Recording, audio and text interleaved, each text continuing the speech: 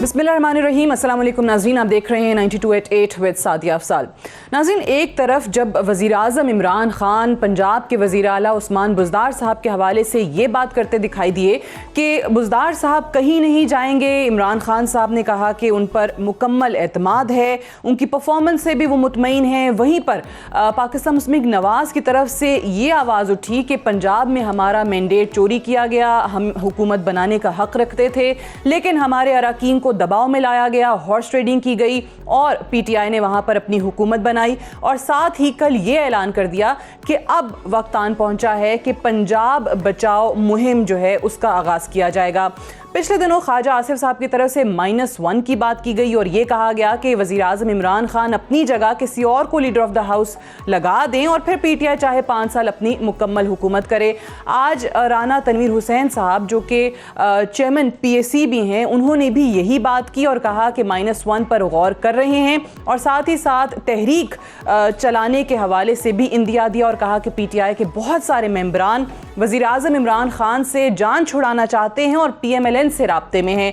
PMLN की leadership जो है, टॉप लीडरशिप, वो क्या सोच रही है, वो क्या चाह रही है, कौन इस तहरीक को लीड करेगा और आखिर किस अंदाज में ये तहरीक जो है वो चलाने का इरादा पाकिस्तान मुस्लिम लीग नवाज़ रखती है, इस पर बात करेंगे। और साथ ही साथ बड़ी जो अहम खबर जो वज़ीर आज़म इमरान खान साहब वज़ीर आज़म बनने से पहले जिस जानिब इंदिया देते रहे, बात करते रहे और SAPMs और एडवाइज़र्स उन पर बड़ी तनकीद की जाती थी और कहा जाता था कि लोग अपने असासे डिक्लेयर नहीं करते, इनकी वफ़ादारियाँ जो हैं वो पाकिस्तान से नहीं होती हैं, दोहरी शहरियत जो है वो इन लोगों के पास होती है। तो वज़ीर आज़म के आज जो मुआविनीन ख़ुसूसी हैं और मुशीरान हैं, उनकी जो तफसीलात सामने आई हैं, तो वज़ीर आज़म के 15 मुआविनीन और मुशीर ऐसे हैं जो दोहरी शहरियत रखते हैं। इसमें वज़ीर आज़म के मुआविन ख़ुसूसी बराए सियासी रवाबित डॉक्टर शहबाज गिल जो हैं वो अमरीकी ग्रीन कार्ड होल्डर हैं। मुआविन ख़ुसूसी बराए national security division Moeed Yusuf अमरीका के रिहायशी हैं। गो के उनका बाद में एक ट्वीट आया और उन्होंने इस चीज़ को डिनाई भी किया। वज़ीर आज़म के मुआविन ख़ुसूसी बराए पेट्रोलियम नदीम बाबर जो हैं वो अमरीकी शहरियत रखते हैं। मुआविन ख़ुसूसी बराए ओवरसीज़ पाकिस्तानी ज़ुल्फ़ी बुखारी जो हैं वो बरतानवी शहरी हैं। फिर तवानाई के जो मुआविन ख़ुसूसी हैं शहजाद सैयद कासिम, वो भी अमरीका के शहरी हैं। मुआविन ख़ुसूसी बराए पार्लिमानी उमूर नदीम अफजल चंद जो हैं वो कनाडा में मुस्तकिल रहाइश रखते हैं। और तानिया एदरस जो कि मुआविन ख़ुसूसी डिजिटल पाकिस्तान हैं, उनके पास कनाडा की शहरियत है और सिंगापुर की मुस्तकिल रिहायशी हैं। साथ ही साथ जो तफसीलात इनके असासों की आई हैं, कितनी प्रॉपर्टीज़ हैं, बैंक अकाउंट्स कितने हैं, किस किस मुल्क में जायदादें हैं, वो भी तमाम तफसीलात जो हैं डिक्लेयर कर दी गई हैं।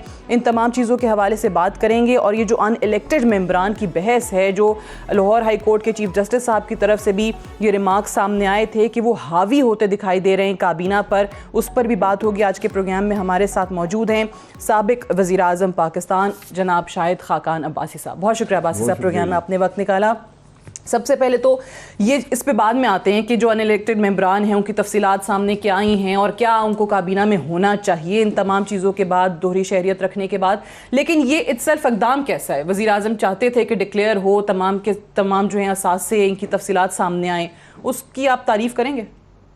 मैं तो हर काम की तारीफ करता हूँ जो मैं तो वज़ीर आज़म इमरान खान करते हैं नहीं, उनकी काबीना भी करती है। जो खातून वजीर जिन्होंने इस्लामाबाद में प्लास्टिक बैग बंद की, हर प्रोग्राम में उनकी तारीफ करता हूँ। अच्छा, उसके अलावा कोई तारीफ के काबिल मिला नहीं, उनकी भी कर दूंगा। ठीक है, तो वो प्लास्टिक बैग्स बंद होना अच्छा है। और ये बातें तारीफ के काबिल इसलिए नहीं है कि आपको नॉमिनेट करने से पहले सोचना चाहिए मैं किसको कर रहा हूँ। ये लोग काबीना के टेबल पर बैठते हैं, ये NSC के टेबल पर बैठते हैं, इनका इस मुल्क से क्या ताल्लुक़ है, ये तो अब सारी बात मशकूक हो जाती है ना कि आप उन लोगों को काबीना के टेबल पर बैठा रहे हैं जो इस मुल्क से लॉयल्टी नहीं रख सकते, किसी और मुल्क के शहरी हैं, टैक्सेस दूसरे मुल्क में अदा करते हैं। एक सवाल जो यहाँ पर होना चाहिए था वो है कि इन्होंने इस मुल्क में टैक्स कितना अदा किया है। सही, क्योंकि हम जो लोग असेंबली में आए हैं, हम ये लिख कर देकर आए हैं कि हमने 3 साल में कितने टैक्स अदा किए। ठीक है। दूसरी बात यह है कि आइन कहता है कि जो शख्स पार्लिमान का मेंबर ना हो वो काबीना का मेंबर नहीं हो सकता। बिल्कुल ठीक है। और पार्लिमान का मेंबर, दोहरी शहरियत का आदमी पार्लिमान का मेंबर नहीं बन सकता। तो आप सबवर्ट कर रहे, आप यानी बाईपास कर रहे हैं आइन को कि क्योंकि इससे पहले ये बहुत कम हुआ है कि शायद कभी नहीं हुआ कि SAPM को एक डिवीजन का चार्ज दिया गया हो। ओके। ये कभी नहीं हुआ। आज आपके मेजर डिवीजन जो हैं, मसलन आप पेट्रोलियम देख लें, एक सबसे मेजर वजारत होती है, उसका चार्ज, पावर के SAPM जो हैं वो भी बाहर से हैं। तो ये कोई बात मेरी समझ से बाहर है कि ये तारीफ़ करना कि इन्होंने सासे ज़ाहिर करवाए हैं, आपको आप कबूल कर रहे हैं कि आपको पता था कि ये फौरन शहरी थे लगाने से पहले? अच्छा, ऑब्वियसली ये चीज़ तो कही जाती है कि भाई वज़ीर आज़म साहब का सवाबदीदी इख्तियार है मौवनीन खुसूसी का और मुशीरान का, इसमें कोई शक नहीं है। फिर आइन भी ये बार नहीं लगाता कि डुअल नेशनलिटी होल्डर्स जो हैं वो नहीं बन सकते हैं, SAPMs उनके हवाले से भी नहीं है। बट ये जो आपने बात की, क्या फिर कानून को तब्दील करना पड़ेगा कि जब ये लोग पार्लियामान में नहीं आ सकते तो काबीना जैसी अहम मीटिंग्स में जहाँ पे मुल्क के लिए फैसले हो रहे हैं, जहाँ पे वो चीज़ें भी हो रही हैं जो बाहर नहीं आनी चाहिए, वो फैसले भी मुल्क के लिए किए जा रहे हैं, वहाँ बैठ जाते हैं? कानून तब्दील करें? क्या करें? किसी कानून में लिखा हुआ है कि वज़ीर आज़म का अक्लमंद होना ज़रूरी है? कि मैंने तो नहीं देखा कि किसी कानून में लिखा हुआ हो। लेकिन अल्लाह ताला जिसको उस कुर्सी पर बैठाता है कुछ अक्ल भी दी होती है ना। तो ये आपको नज़र नहीं आ रहा कि मैं जो आइन कह रहा है कि काबीना में जो लोग इस मुल्क के शहरी नहीं हैं वो नहीं बैठ सकते, आप उसी टेबल पर एक नहीं दर्जनों लोग बैठा रहे हैं जो दूसरे मुल्क के शहरी हैं। सही। ये अकल की ज़रूरत है ना। ये तो एक बच्चे से पूछते आपको बताएगा कि ये बात ठीक नहीं है, आइन कह रहा है कि नहीं बैठा सकते, आप बैठा रहे हैं। उसके लिए कानून की ज़रूरत नहीं है, उसके सिर्फ एक बुनियादी समझ और अकल चाहिए जो आज कुछ कम मालूम होती है। लेकिन आपको अब लगता है कि ये जो चीज़ें सामने आई हैं, जिस तरीके से हम हफीज़ शेख साहब, इतनी अहम वजारत उनके पास है, वो मुल्क की इकॉनमी चलाएंगे, उनका पाकिस्तान के जो बैंक अकाउंट्स हैं उनमें देख लें कितने पैसे पड़े हुए हैं, बाहर सारा का सारा पैसा पड़ा हुआ है। फिर जो chief justice Lahore high court हैं कासिम खान साहब, उनके भी रिमार्क्स आए कि अनइलेक्टेड लोग इस वक्त हावी हैं और ये वो लोग हैं जो बस्ते उठाएंगे और बाहर चले जाएंगे, और यहाँ पर इलेक्टेड लोग जो हैं वो बेचारे अपने हलकों में जा रहे होंगे और आवाम से फिर वोट मांग रहे होंगे। देखिए, ये सिर्फ चीफ जस्टिस साहब नहीं कह रहे, ये इसी काबीना के मेंबरान रिकॉर्ड पर कह चुके हैं कि हमारी हुकूमत में जो अनइलेक्टेड लोग हैं वो हावी हैं। तो ये तो बात मेरी समझ से बाहर है कि वज़ीर साहब कर क्या रहे हैं। तो ये बता दें, मैं एक बात बता दें कि क्या उनको मालूम था कि ये लोग दूसरे मुल्कों के शहरी हैं? ठीक है, और अगर किसी ने बताया नहीं, अब क्या करेंगे? क्या उनको रखेंगे? हाँ, यही मैं आपसे जानना चाह रही थी कि उनसे अब इस्तीफे ले लेने चाहिए इतनी चीज़ों सामने अगर रखेंगे तो मतलब है वो खुश हैं इस बात से, वो राज़ी हैं कि कैबिनेट के टेबल पर, NSC के टेबल पर जो लोग इस मुल्क के शहरी नहीं हैं, ये दूसरे मुल्क में टैक्स अदा करते हैं या उसके शहरी बनने के ख्वाहिशमंद हैं। मसलन अगर आप अमेरिकन ग्रीन कार्ड लेते हैं तो आप ख्वाहिश का इजहार करते हैं कि मैं इमिग्रेंट हूँ, मैं इस मुल्क में आना चाहता हूँ। आप कनाडा में नेशनलिटी लेते हैं, वो पहला स्टेप होता है कि आपको वो एक परमानेंट रेजिडेंसी देते हैं। सही। तो आपने ख्वाहिश का इजहार कर दिया, टैक्स भी वहाँ अदा कर रहे हैं, काबीना हमारी चला रहे हैं। तो हफीज़ शेख साहब, मैं उनका एहतराम करता हूँ, पुरानी वाकफियत है। असम्बली में आए, उन्होंने कहा जी हम बड़े मुहिब वतन हैं, मैं भी मुहिब वतन हूँ, 10 मिनट हमें लेक्चर दिया, और स्टेट बैंक के गवर्नर हैं, बड़े मुहिब वतन आदमी हैं, बिल्कुल होंगे। मैंने कहा कि आप लिख के दे दें कि आप 10 साल मुल्क से बाहर नहीं जाएंगे, इस मुल्क में ही काम करेंगे। मैंने कहा मैं तो लिख के देता हूँ, मैं 30 साल हो गए, मैं 30 साल और लिख के दे देता हूँ। इस पर वो चुप रहे। तो ये मुहिबुल वतनी के दावे जो है ना, ये सब अल्फाज तक महदूद हैं। जो आदमी फाइनेंस डिवीजन का चार्ज रखता है वो इस मुल्क में एक पैसा टैक्स अदा नहीं करता, वो कैसे किसी और से टैक्स मांगेगा?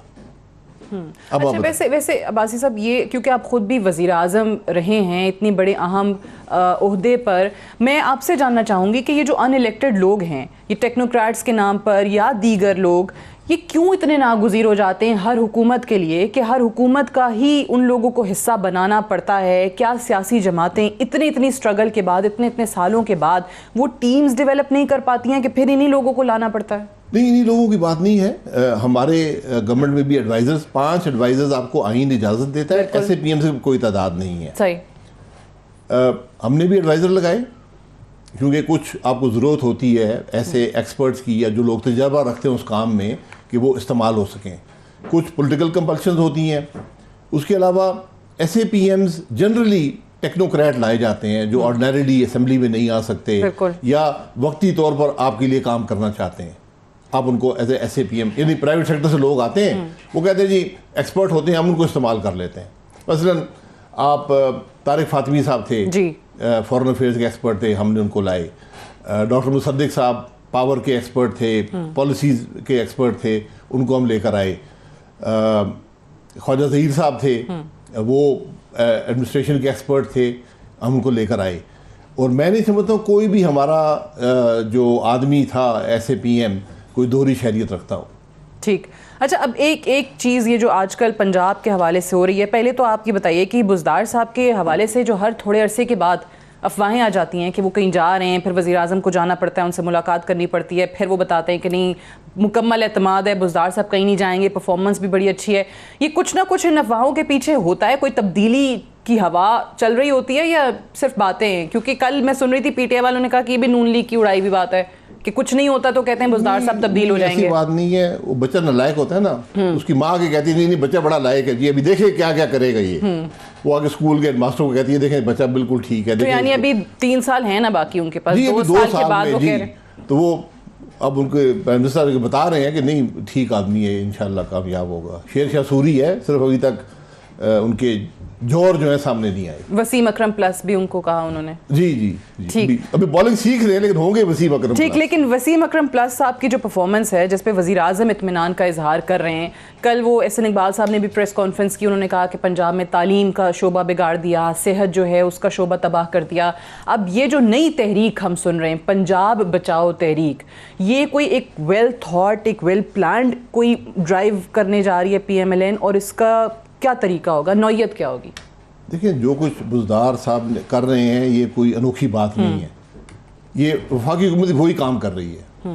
हर इदारे को तबाह कर दिया है, हेल्थ को तबाह कर दिया, मईशत को तबाह कर दिया, फाइनेंस तबाह हो गई, पेट्रोलियम तबाह हो गई, पावर तबाह हो गई, तो वही काम वो भी कर रहे हैं। तो बुज़दार साहब को इतने बुरे नहीं हैं। अच्छा, वो कंपटीशन में है अपने प्राइम मिनिस्टर के साथ तबाही करने में। जो कल एहसन इकबाल साहब ने बात की वो एक सोच की बात है कि 2/3 पाकिस्तान के अवाम पंजाब में रहते हैं। ठीक।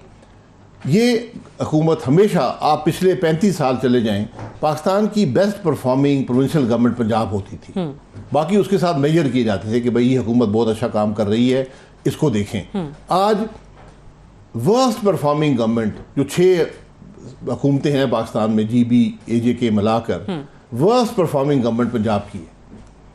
तो इस पर अब पंजाब के 2/3 पाकिस्तान के जो लोग हैं वो परेशान हैं, उनके काम नहीं हो रहे।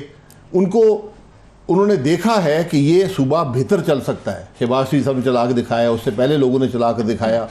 अब ये उस पर उन्होंने ये बयान दिया कि हमें इस सूबे को बचाएं, तो 2/3 पाकिस्तान तो बचाएं ना, बाकी तो जो नहीं। लेकिन वो तहरीक क्या है? उसके लिए आप सड़कों पर आएंगे, कोई और तरीकाकार है? कोई पंजाब असम्बली में कोई मूव होगी?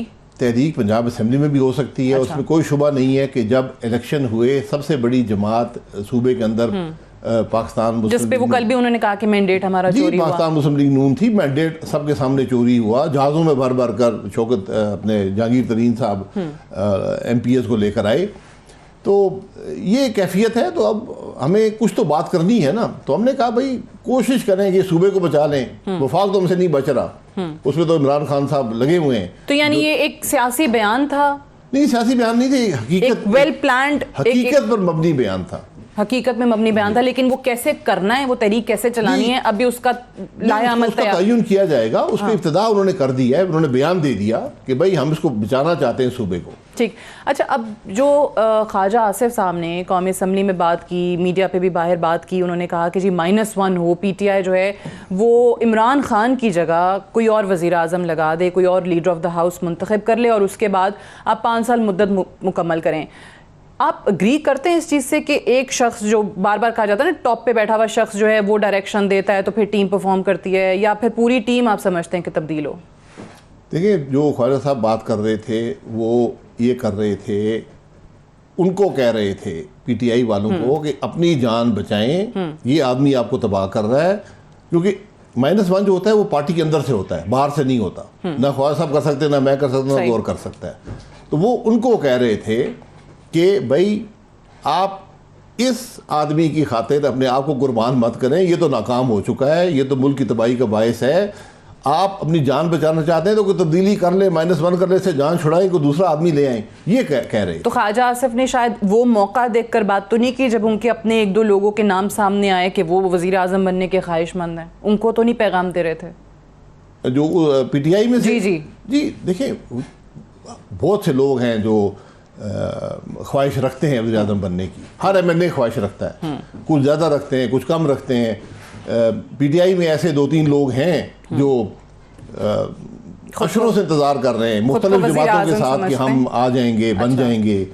तो वो एक तंज़िया, एक लहजा होता है पार्लियामान में। तो ख्वाजा साहब उस रेफरेंस से बात कर रहे थे। राइट। -1 के हवाले से आज राना तनवीर साहब ने भी बयान दिया और उन्होंने कहा कि हमारे से राब्ते में PTI के बहुत सारे मेंबरान, और वो कहते हैं कि भाई इमरान खान साहब से हमारी जान छुड़ा दो। तो वो रवाबित किस नौयत के हैं? वो वाकई राब्ते ऐसे हैं कि आप पार्लियामान में नंबर का हेर फेर कर लेंगे, आपकी तरफ आ जाएंगे? क्योंकि ऑलरेडी हम देख रहे हैं कि रेजर थिन मेजॉरिटी है PTI के पास, ज़्यादा तादाद में तो अरकान है नहीं। इस किस्म के रवाबित हो रहे हैं?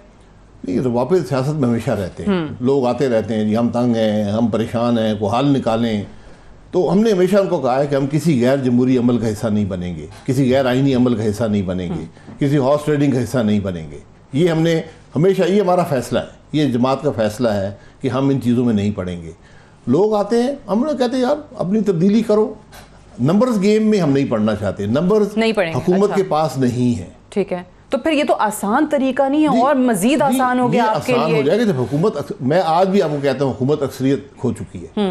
ये बजट सेशन में साबित हो गया, पूरा जोर लगाया गया, लेकिन 160 वोट निकले। आप चाहते हैं कि ये 5 साल पूरे करें, जो आप लोगों का मौक़िफ़ है, जिन चीज़ों पर आप तनकीद करते हैं, कि ये और एक्सपोज हो जाएं, या आप चाहते हैं कि अभी हुकूमत घर जाए और अर्ली इलेक्शन हो? देखिए, मैं अगर सियासत कर रहा होता ना, मैं कहता ये इमरान खान 5 साल गुजारे, ठीक है, ख़त्म हो मुकम्मल तौर पर, और इलेक्शन हो, अवाम को फैसले का मौका मिले। लेकिन मुश्किल ये है कि आज जहाँ पर पाकिस्तान को इन लोगों ने 2 साल से कम अरसे में पहुँचा दिया है, पाकिस्तान इनका मुतहम्मल नहीं हो सकता। 5 साल क्या, एक लम्हे का मुतहम्मल नहीं हो सकता। जितनी जल्दी ये लोग जाएंगे, अवाम को फैसले का मौका मिलेगा, पाकिस्तान के लिए बेहतरी उसमें है। हमें तो पाकिस्तान की बेहतरी देखनी है। अब एग्जैक्टली यही मेरा पहले भी सवाल था कि वो कैसे होगा, उसके लिए क्या स्ट्रैटेजी है, क्या लाहे-अमल है? आप पाकिस्तान के साबिक वज़ीर आज़म हैं, आई एम श्योर आपकी लीडरशिप से भी इस हवाले से बात होती होगी। कुछ लोग इस पे भी कहते हैं नवाज शरीफ साहब का मौक़िफ़ और शहबाज शरीफ साहब का मौक़िफ़, और ये जो निटी-ग्रिटीज़ हैं ये फाइनलाइज हो सकें? देखिए, जमात के अंदर इख्तलाफ राय हर इशू पर होता है, ठीक है। अब हल जो है, आसान हल ये है कि इत्तेहादी छोड़ जाएंगे, हुकूमत अक्सरियत खो बैठेगी, और आज खो बैठी है। अच्छा, क्योंकि इत्तेहादी जो हैं वो ये कहते हैं, और बहुत से PTI के अपने मेंबरान जो राब्ते की बात की ना राना तनवीर साहब ने, वो यही है। वो मेंबरान कुछ हमारी जमात से गए हुए हैं, कुछ पीपल्स पार्टी से गए हुए हैं। ये कोई नए लोग तो हैं नहीं ना, जो चंद नए लोग हैं तो मौजूद हैं। वो हमें आके कहते हैं यार हम तो हल्के में जाने के काबिल नहीं हैं। इत्तेहादी कहते हैं हम तो अवाम को मुंह नहीं दिखा सकते। तो आज इस हुकूमत का हिस्सा बनना अपनी सियासत को तबाह करने के बराबर है। लेकिन आपके भी उधर से वो निशात डाहा और 1-2 और लोग जो हैं वो जाके मुलाकातें करते हैं सूबे के अंदर। मुबारक हो उनको। अच्छा, हाँ, मैं तो पार्टी से निकालना चाहता हूँ। मैं ऐसे लोगों को पार्टी से बिल्कुल निकालना चाहता हूँ। अच्छा, वो कहते हैं कि भाई है नहीं, नवाज शरीफ साहब बाहर हैं, शहबाज शरीफ साहब मिलते नहीं है, शहबाज साहब हैं, मैं इस पार्टी में सीनियर नायब सदर, मुझसे आके बात कर लें। आपसे नहीं मिले, आपसे कभी राब्ता नहीं किया? मैंने ये कहानियां जिंदगी में बहुत सुनी है। हाँ, लेकिन वो कहते हैं लीडर्स मिलते नहीं है। हाँ जी, ये कहानियां वही करता है जो कुछ वहां से हासिल करना चाहता हूँ। अच्छा, तो उस चक्कर में हो रहे हैं। लेकिन आपने कहा कि आप इन लोगों को पार्टी से निकालना चाहते हैं। मेरे इख्तियार में हो, मैं कल निकाल दूं। लेकिन पार्टी का एक तरीकाकार है, शो कॉज उनको जारी पहले भी हुए थे, फिर होने चाहिए, और उनको सफाई का मौका देना चाहिए, उसके बाद पार्टी को फैसला करना चाहिए। अच्छा, अब्बासी साहब वैसे एक चीज़ बताइएगा कि अभी जो PMLN का सपोर्टर है, जो वर्कर है, जो वोटर है, वो क्या तज़ब्ज़ुब का शिकार नज़र नहीं आता? आपसे क्या रवाबित करके बात करके वो ये नहीं कहते हैं कि ये टाइम है, आवाम की हालत देखें, इस वक्त आपको बिजली जो है वो उसके हवाले से जो चीज़ें कीमतें बढ़ाई जा रही हैं, चीनी की, आटे की, अब दवाइयाँ, लाइफ सेविंग ड्रग्स जो हैं वो भी 70% महंगी होनी जा रही हैं, कि इस टाइम पे सब क्यों खामोश हैं? इस टाइम पे बाहर क्यों नहीं निकलते? मरियम बीबी, नवाज शरीफ साहब चलें, पता नहीं, वो आपने कहा कि जब सेहतमंद होंगे तभी वापस आएंगे। शहबाज शरीफ साहब, ये टाइम नहीं है बाकायदा तौर पे पार्टी को और वोटर को मोटिवेट करने का? देखिए, ये बात सिर्फ मुस्लिम लीग नून का वर्कर या वोटर नहीं कह रहा, ये आज हर पाकिस्तानी कह रहा है। लोग, हम जाते हैं, लोग हमें कहते हैं यार आज भी मैं कम से कम 6 लोगों से मिला हूँ, मैं वॉक पे गया, वहाँ लोग थे, वो कहने लगे जी हमने पीटीआई को वोट दिया, हम कानों को हाथ लगाते हैं, सही, हम तंग हैं, हम परेशान हैं, कुछ करें। वही एग्जैक्टली कि अब लोग आपसे कह रहे तो कुछ करना क्या है और कौन करेगा? जल्दी, ये हमारा फैसला है, ये इसलिए क़यादत होती है, इसलिए जिनको लीडर चुना जाता है, जो एमएनए चुने जाते हैं, जो पार्टी में होते हैं, ये आप हम पे छोड़ दें। हाँ, लेकिन बेहतर रास्ता हमने ढूंढना है इससे पहले कि लेकिन लोग शायद शहबाज शरीफ साहब से सुनना चाहते हैं, मरियम बीबी से सुनना चाहते हैं, उनको वो देखते हैं कि खामोश हैं। हम मौजूद हैं, हम बात आपके प्रोग्राम में बात कर रहे हैं, असेंबली में बात करते हैं, प्रेस कॉन्फ्रेंस में बात करते हैं। अपोजिशन एक उसका एक जिम्मेवारी होती है, जिम्मेवारी को पूरा करते हैं। ठीक है, हुकूमत की गलतियों को, उसकी करप्शन को, उसकी नाअहली को हाईलाइट करते हैं, अवाम के मसाइल की बात करते हैं, ये हमारी जिम्मेदारी है। हुकूमत को हटाने का आइनी तरीका मैंने आपको बता दिया। आइन से बाहर अगर चेंज आएगी हुकूमत में, हमेशा पाकिस्तान के मुफाद में नहीं रही, नुकसान पहुंचा है पाकिस्तान को। तो हम नहीं चाहते कोई ऐसा मामला हो कि मुल्क में जमहूरी अमल खतरे में आ जाए। ये हमारी ज्यादा बड़ी जिम्मेदारी। ये जिम्मेदारी आपको लगता है इस टाइम पे ऑपोजिशन के कंधों पे ज्यादा आती है? जी बिल्कुल। कोई ऐसा आप मुझसे पूछ रही हैं, हर आदमी, आज लोग हुकूमत की तरफ नजर लगाए बैठे नहीं है। आज हर पाकिस्तानी अपोजिशन देख रही है कि भाई आप कुछ करें। इस सिलसिले में पीपल्स पार्टी बड़ी मुतहरिक है एपीसी के लिए, आप लोग थोड़ा झिझक रहे हैं, क्यों? नहीं, झिझक नहीं रहे, एपीसी का भी वक्त होता है, क्योंकि एपीसी से बहुत सी तवक्कुआत लगाई जाती हैं। तो शहबाज साहब पहले बीमार थे, अब बातचीत हो रही है, इंशाल्लाह जल्द एपीसी होगी और उससे कोई हतमी फैसला होना चाहिए। अच्छा। एपीसी सिर्फ मिल बैठने का नाम नहीं है। आज के हालात में, हाँ, आज के हालात में उसमें एक हतमी अपोजिशन का फैसला होना जरूरी है। ठीक, अब्बासी साहब, आखिरी सवाल शुगर इंक्वायरी के हवाले से, अब वो अगले मरहले में दाखिल हुआ, इदारे जो हैं वो हुकूमत कह रही है वो मुतहरिक हैं, वो अपना आज़ादाना काम करेंगे, आपको अगर नैब तलब करता है जाएंगे? मुझे नैब ने कुछ 16-17 दफा तलब किया है, मैं हाजिर हो गया हूँ। मुझे नैब ने तलब किया, जेल में डाल दिया, मैं हाजिर रहा हूँ। मुझसे नैब क्या सवाल करेगा? जो खाने वाले थे वो काबीना के टेबल पर बैठे हैं, एक लंदन चले गए हैं। हुकूमत तो पहले वज़ीर-ए-आज़म से पूछे कि फैसले किसने किए। चीनी के जिम्मेदार 2 आदमी हैं कीमत बढ़ाने के, असद उमर और इमरान खान। अच्छा, जिस दिन ये गिरफ्तार हुए तो मुझे भी साथ गिरफ्तार। के हवाले से तो कोई बयान ही नहीं आया, इमरान खान साहब ने कुछ कहा ही नहीं। असद उमर साहब का, उनके हवाले से तो कुछ कहा ही नहीं, उनका तो कहीं नाम ही नहीं लिया। 2 जिम्मेवारियां थी कि कीमत क्यों बढ़ी और किसने बढ़ाई, इन दोनों का जवाब उस में नहीं है। So you think Asad Umar साहब इज रिस्पॉन्सिबल फॉर दैट? मैं तो ओपनली कहता हूँ, ईसीसी का फैसला हुआ एक्सपोर्ट का, उससे कीमत बढ़ी। उस फैसले को वज़ीर-ए-आज़म इमरान खान अगर पूरी काबीना को गिरफ्तार कराने को गिरफ्तार कर दें। 200 अरब का डाका पाकिस्तान के अवाम पर पड़ चुका है। ठीक है, हमने भी शुगर एक्सपोर्ट की है, अगर हम जिम्मेदार हैं हमें भी गिरफ्तार कर लें। Right. Former prime minister of Pakistan Shahid Khaqan Abbasi sahab, thank you very much for joining us. बात कर रहे थे हमसे, एक ब्रेक लेंगे, ब्रेक से वापस आएंगे, प्रोग्राम को आगे बढ़ाएंगे। Stay tuned.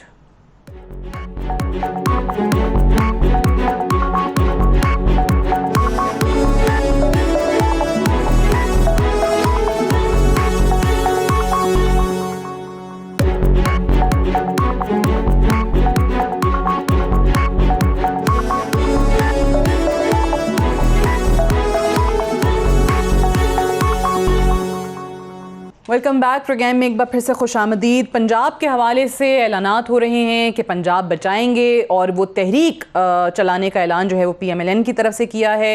एहसन इकबाल साहब ने कल बात की, और जैसे हम फर्स्ट सेगमेंट में शाहिद खाकान अब्बासी साहब से बात कर रहे थे कि राना तनवीर हुसैन साहब का भी ये बयान आया, और उन्होंने ये भी कहा कि हमारे साथ PTI के अरकान राब्ते में हैं और वो चाहते हैं कि अब PTI से और वज़ीर-ए-आज़म साहब से उनकी जान छुड़ाई जाए। दूसरी जो बड़ी ख़बर है, और वो जो असासे हैं, गोशवारे हैं, वो तफसीलात सामने आई हैं, किसकी दोहरी शहरियत है, किसकी नहीं है, वो प्राइम मिनिस्टर साहब के मुशीरान और मुअव्विनीन ख़ुसूसी की तरफ से है। इन्हीं चीज़ों पर बात करेंगे इस वक्त। इस सेगमेंट में हमें डॉक्टर मोहित पीरज़ादा साहब और सईद काजी साहब ज्वाइन कर रहे हैं, सीनियर एनालिस्ट हैं। बहुत शुक्रिया आप दोनों का।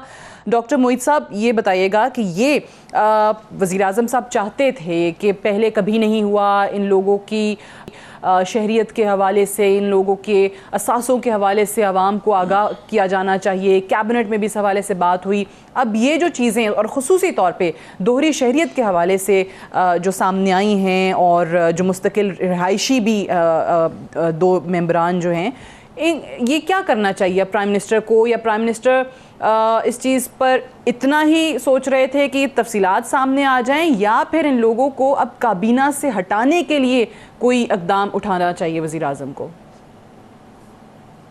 Sadia, thank you so much. Sadia, ये तो बड़ा मुश्किल है कहना कि प्राइम मिनिस्टर ये सोच रहे होते हैं कि इनको काबीना से हटाने के लिए ये किया है। अच्छा, दूसरी बात है कि ये जो असम्पशन मुझे लग रहा है कि शायद इस वक्त है कि प्राइम मिनिस्टर को या सिविल ब्यूरोक्रेसी को जिन्होंने इनके लेटर्स ऑफ नोटिफिकेशंस इशू किए हैं स्पेशल असिस्टेंट होने के, उनको शायद नहीं पता होगा कि लोगों के पास एक डुअल नेशनैलिटी भी है और उनके पास एक स्पेशल या उनके पास रेजिडेंट स्टेटस है। ऑफ कोर्स पता होगा, बिकॉज इसी वजह से बहुत से लोगों को मिनिस्टर्स नहीं बनाया जा सकता, उन्हें SAPM बनाया जाता है, उन्हें एडवाइजर दिया जाता है, बिकॉज उनके पास नेशनैलिटी का मसला है। तो मेरा ख्याल है कि जो रूल्स ऑफ बिजनेस हैं पाकिस्तान के, उसमें एडवाइजर्स और स्पेशल असिस्टेंट जो हैं जिनका फुल स्टेटस नहीं होता मिनिस्टर्स का, और वो हर दफा एक परमिशन के जरिए कैबिनेट मीटिंग में शामिल होते हैं, जैसे डॉक्टर शहबाज गिल हैं, तो वो जो हैं वो डुअल नेशनल हो सकते हैं और उनके पास रेजिडेंट स्टेटस हो सकता है। इस केस में 4 लोग जो हैं वो डुअल नेशनल हैं और बाकी लोगों के पास रेजिडेंट स्टेटस है।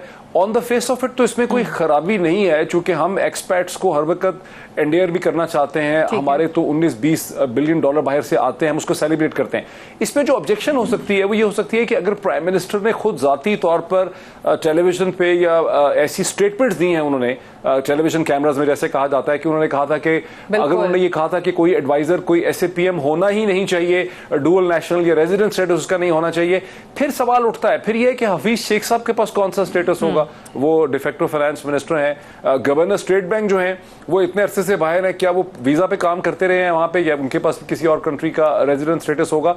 बहुत से और लोगों के पास भी होगा। मेरे पास ब्रिटिश सिटीजनशिप है, मैं डुअल सिटीजन हूं, इसका क्या मतलब है पाकिस्तान में काम नहीं कर सकता? तो ये एक लाइन इनको ड्रॉ करनी पड़ेगी कि कहां पर इसे कहते हैं। अगर प्राइम मिनिस्टर की ये पोजीशन थी, मेरी तो कभी भी ये पोजीशन नहीं थी, ये किसी और की नहीं थी, अगर प्राइम मिनिस्टर ऑफ पाकिस्तान की ये पोजीशन थी कि डुअल नेशनल को स्पेशल असिस्टेंट नहीं होना चाहिए, उसे एडवाइजर नहीं होना चाहिए, फिर जाहिर है कि एक ऑब्जेक्शनल किस्म की बात उठती है। और मरियम औरंगजेब ने गालिबन इसके हवाले से ट्वीट भी किया है और उनकी बात में वजन है। जहां तक एसेट्स का ताल्लुक है, मैंने एसेट्स की डिटेल देखी है, वहां तो मुझे किसी की भी कोई बहुत ज्यादा ऐसी एसेट डिटेल्स नजर नहीं आई जिसपे हम ये कह सकें कि पैसे कहां से आ गए।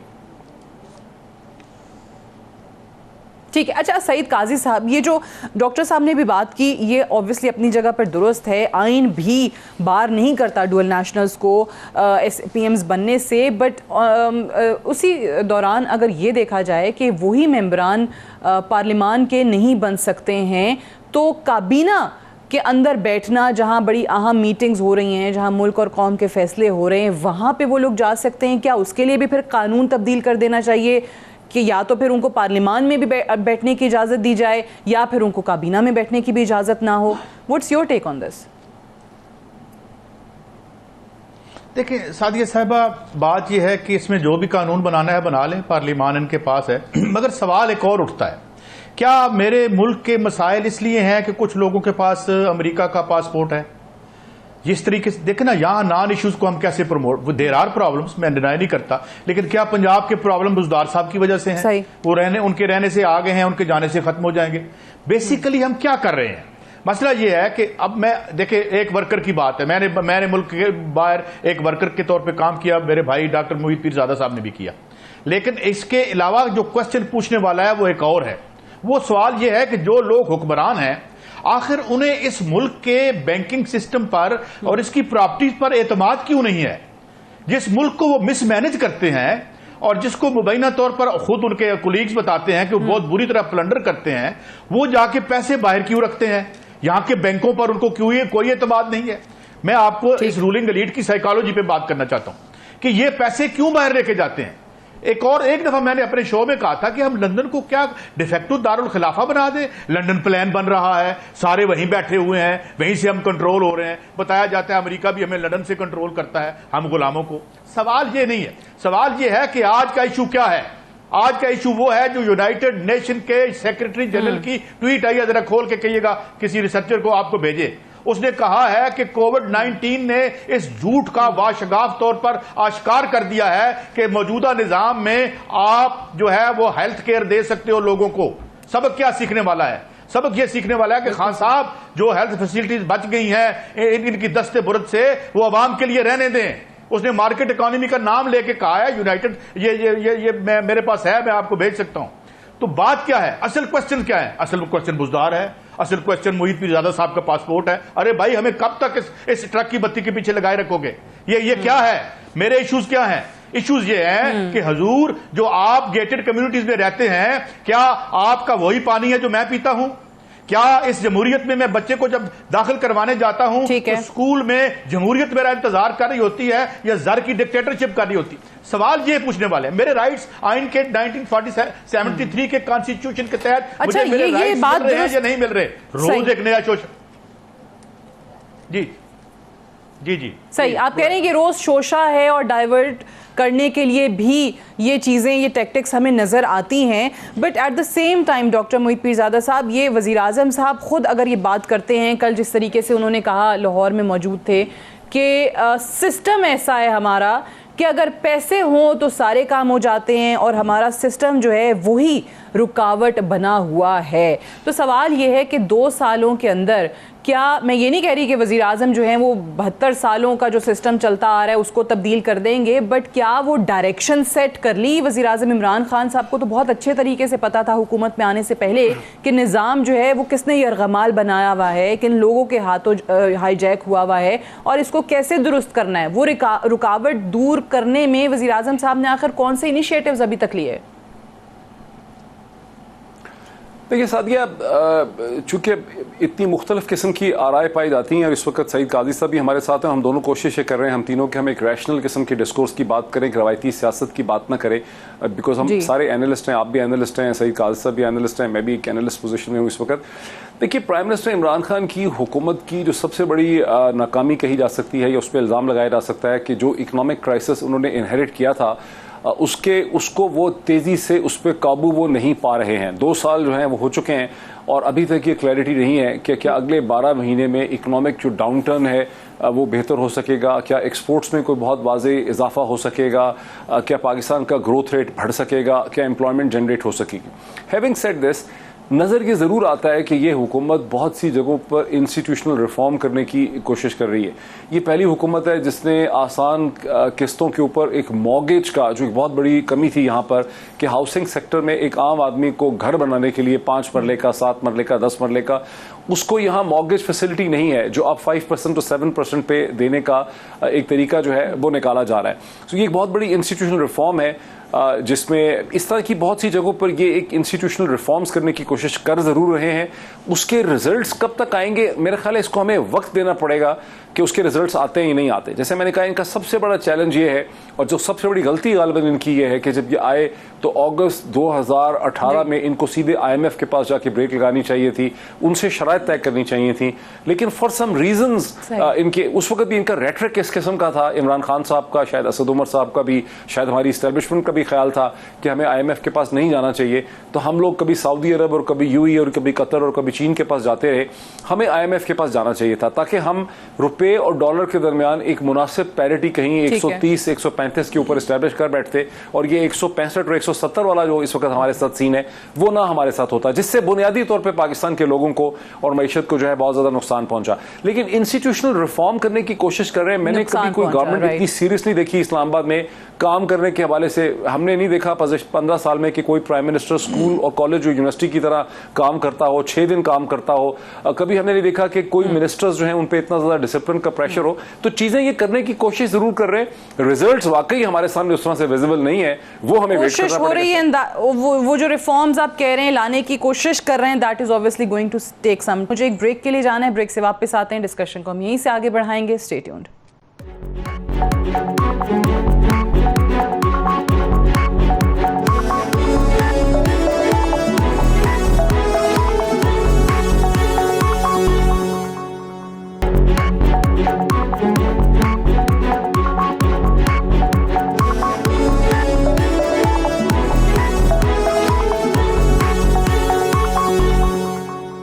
वेलकम बैक प्रोग्राम में एक बार फिर से खुश आमदीद। सईद काजी साहब, ये जो अभी डॉक्टर मोहित पीरजादा साहब ने बात की ब्रेक पे जाने से पहले कि सबसे बड़ा चैलेंज इस हुकूमत के लिए मईशत के हवाले से था और उस पर बाकायदा तौर पर अगर फ़ौरन हुकूमत में आते ही ये फैसला कर लेते कि IMF के पास चले जाते तो शायद चीज़ें कुछ बेहतर होती। उसमें ऑब्वियसली थोड़ा सा डिले आया, अभी भी वो चीज़ें संभल नहीं रही हैं, लेकिन जो आवाम को डायरेक्टली इफ़ेक्ट इस वक्त करती हैं चीज़ें, बिजली के हवाले से लोड शेडिंग का एतराफ़ खुद कर लिया उनकी वजारत ने, तवानाई की वजारत ने जो जवाब जमा कराया कि जी 12 घंटे की लोड शेडिंग हो रही है।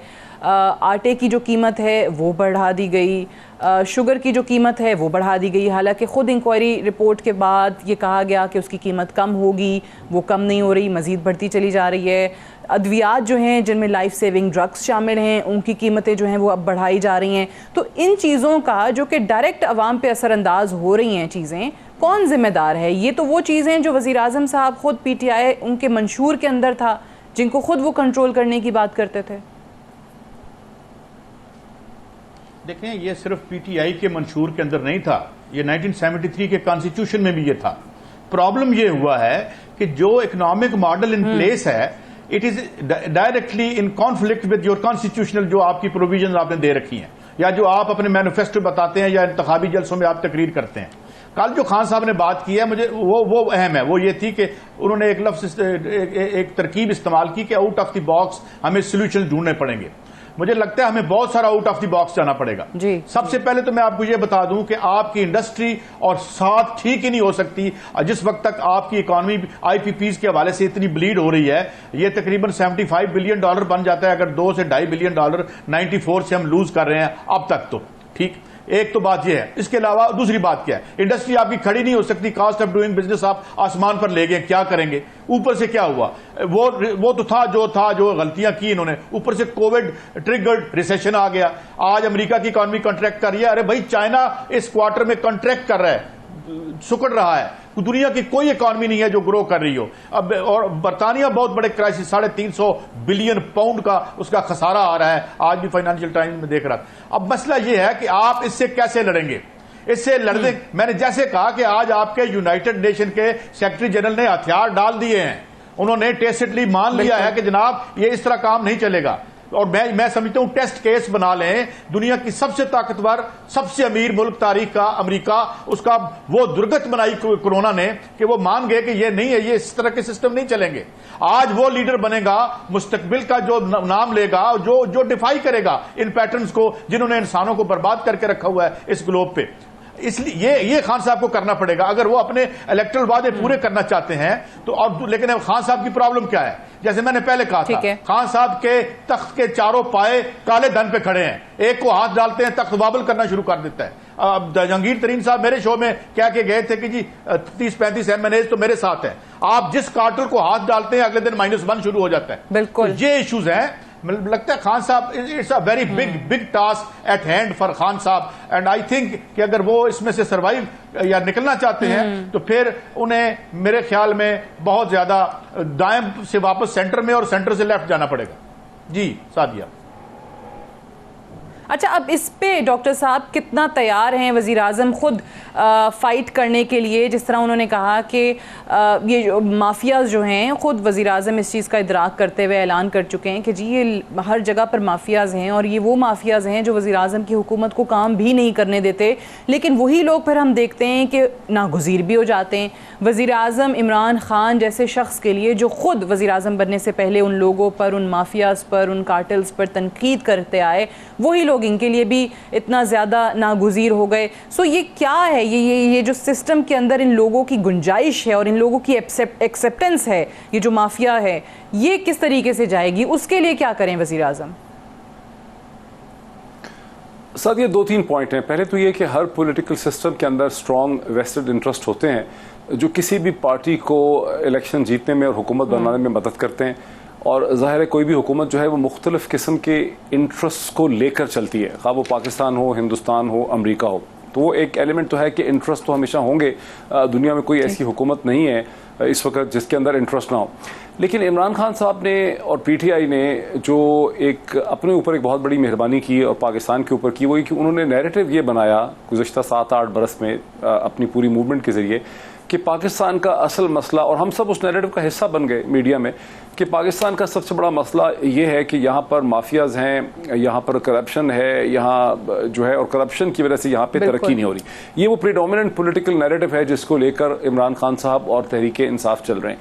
इसके साथ जो दूसरी चीज़ है कि पाकिस्तान में स्किल्स नहीं है, एंटरप्रेन्योरशिप नहीं है, यहाँ मौके नहीं हैं, यहाँ पर राइट स्पेसिफिक प्रोफेशनल एजुकेशन नहीं है, यहाँ छोटे कारोबार जो हैं उनको कामयाब होने के लिए वर्किंग एनवायरनमेंट उनके पास अवेलेबल नहीं है, यहाँ सरमाया नहीं है, शायद उतनी क्रिएटिविटी और कम्पेटिटिवनेस भी नहीं है जितनी एक ग्लोबल इंटीग्रेटेड इकोनॉमी में। क्योंकि अब देखें ना, हम शुगर महंगी बनाते हैं, पाकिस्तान में जो शुगर बनाई जाती है वो उससे कहीं ज़्यादा सस्ती शुगर जो है वो रीजनल मार्केट्स में मिलती है।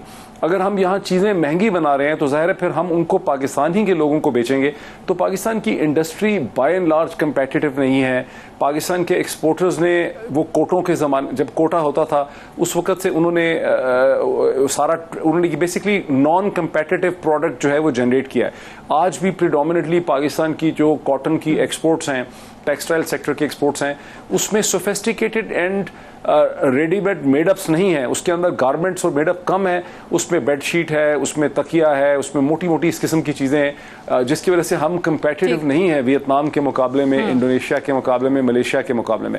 अब खान साहब जब प्राइम मिनिस्टर बन गए हैं तो अब उनको पता चल रहा है कि एज एन ऑपोजिशन लीडर बहुत सा जो उन्होंने एक रेटरिक और नैरेटिव शेप किया था वो दर हकीकत पे मबनी नहीं था। असल मसला पाकिस्तान का यह है कि पाकिस्तान की इकोनॉमी, पाकिस्तान की यूथ, यहाँ के लोग और यहाँ के बिजनेसेस, यहाँ के सरकारी महकमे कंपेटिटिव नहीं है। अभी पीआईए के हालात देख लें, अब हमें पता चल रहा है कि पीआईए में कितनी इनकॉम्पिटेंस रही है, कितना निकम्मापन रहा है, किस तरह से जो उसका जो प्रोफेशनल लाइसेंस था ट्रांसपोर्ट पीआईए का, ALPT जिसको कहते हैं, वो कैसे गलत बुनियादों पर लोग जो हैं इम्पर्सोनिफिकेशन के जरिए ये पैसे दे के उसको क्लियर कर लेते थे, कैसे पायलट्स जो हैं वो जहाज़ों को मैनुअल पे चला रहे होते थे, जबकि अब इंटरनेशनल स्टैंडर्ड ये है कि आपने उसको ऑटो पे लैंड करवाना है, सब कुछ करना है।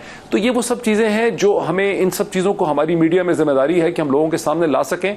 खान साहब ये कोई सियासी जमात अकेले ही हालात ठीक नहीं कर सकेंगे, हमें अपने नैरेटिव को हकीकत पसंदाना बुनियादों पे इस्टेब्लिश करने की ज़रूरत है ताकि हम समझा सकें लोगों को कि हमारे असल मसले क्या हैं। शायद हम इतने लायक नहीं हैं, इतने कॉम्पिटेंट नहीं हैं, इतने समझदार नहीं हैं, हमारा स्कूल, हमारा कॉलेज, हमारा यूनिवर्सिटी जो है उसने ठीक फंक्शन नहीं किया है, हम डिग्रियों में बिलीव करते हैं, स्किल सेट में बिलीव नहीं करते। हमारे यहाँ वोकेशनल ट्रेनिंग इंस्टीट्यूट जो हैं वो बंद हो गए 60s के बाद, जिसको पॉलिटेक्निक्स कहते थे। तो हमारे यहाँ वो स्किल सेट नहीं है जो एक कंपेटिटिव इकोनॉमी के लिए चाहिए। तो बातें हम सिर्फ करप्शन की कर देते हैं, ज्यादा बड़ा इशू जो है वो स्किल सेट का है। ये ठीक है, वो बिल्कुल सही है कि वो करप्शन, और हम आएंगे तो हम करप्शन जो है वो ख़त्म कर देंगे, और वो उसमें IMF के मुंह पे पैसे मारने वाली बातें और काफ़ी ऐसी चीज़ें सुनी हमने माजी के अंदर, जो आज पता चल रहा है कि हकीकत क्या थी। सईद काजी साहब, ये तमाम चीज़ें सामने रखते हुए 2 साल अब हो गए, 2 साल मजीद, आखिरी साल वैसे ही जो है वो इलेक्शन ईयर हो जाता है, ये क्या इस वक्त करना चाहिए 2 साल के बाद इमरान खान साहब को? किन चीज़ों पे अब आप कह लें कि he has to put his foot down, कि ये चीज़ें बर्दाश्त नहीं होंगी, चाहे वो काबीना के हवाले से हैं, कहीं पर कोई बहस चलती है, परफॉर्मेंस काबीना के मिनिस्टर्स की, वो कहते हैं कि जी अब वो जज करेंगे 2 साल तक, अगर नहीं की तो अब उसके हवाले से बातें सामने आ रही हैं। लेकिन 2-3 मोटी मोटी चीज़ें वो क्या होंगी जो वज़ीर आज़म को अगले ये 2-3 साल में करनी पड़ेंगी अगर PTI जो है वो सर्वाइव करना चाहती है, वो दोबारा इलेक्शन में जाकर आवाम को कुछ डिलीवर करके उस बुनियाद पे इलेक्शन लड़ना चाहती है? देखिए, अगर आप पिछले 30 साल की इकोनॉमिक डेवलपमेंट देखें ना, ये जो आप पहले तो हम ये देखते हैं कि राइज ऑफ माफिया बना क्या हुआ, कैसे जूं रियासत ने समाज में अपने किरदार को कम करना शुरू किया और हमने ऑफलोड किए अपने एसेट्स। हमें बताया गया था कि जी हमने ये एसेट्स बेचने हैं ताकि हमारा कर्जा उतर जाए, ये बुनियादी तौर पर मफरूजा था। हमने कहा बड़ा अच्छा कर दें, अच्छा एसेट तो हमारे बिक के कर्जा हमारा दोगुना हो गया। अब सवाल क्या है? सवाल यह है कि ये माफिया इतने बड़े कैसे बने? जब आपने रियासत के आपने किया क्या है? आपने प्रॉफिट की निजकारी कर दी है और नुकसान को आप नेशनलाइज करते रहे। ये हुआ है वर्चुअली यहां पे पाकिस्तान में। आप माशी तौर पर डॉक्टर तैमूर लम्स के कहते हैं, मैं उनकी फिगर कोट कर रहा हूं, मैं इसको दोबारा भी कहीं चेक कर लूंगा, 20% मैशियत टोटल है खान साहब के पास, 80% तो आपके पास है नहीं। उसमें आप गंजी खाएगी क्या और नहाएगी क्या? एक बात। दूसरा, आपका प्रॉब्लम यह है कि आपके 2 जरिया मुआश हैं। एक आपका जरिया मुआश है कर्जा लेना, दूसरा है अपने एसेट्स बेचना, वो भी आहिस्ता आहिस्ता। एक बड़ा एसेट है 800 मिलियन का है, कितने का बिकेगा रूजवेल्ट मुझे नहीं पता, उसके बाद वो भी फारिग। अच्छा, ये हमारे ये प्रॉब्लम है। पहले तो प्रॉब्लम देखे ना, डॉक्टर मोहित साहब जानते हैं कि अच्छा डॉक्टर वो होता है जो पहले बीमारी की इटियोलॉजी देखता है, अलामतों में नहीं उलझ के रह जाता, वो देखता है कि इसको मैंने कैसे ठीक करना है। पहले तो ये देखे कि ये बीमारियां, ये बलाएं क्यों बनी जिनके हाथ में रियासत आज बेबस खड़ी है। तशखीस मरज की जो बोल नहीं वो सकती। जरूरी है, जो रूट कॉज है वहां तक आपने पहुंचने। अनफॉर्चुनेटली मेरे पास टाइम बिल्कुल खत्म हो गया है। सईद काजी साहब, डॉक्टर मोहित पीरजादा साहब, thank you very much for joining अस। आज के लिए इतना ही, इजाजत दीजिए, खुदा हाफिज।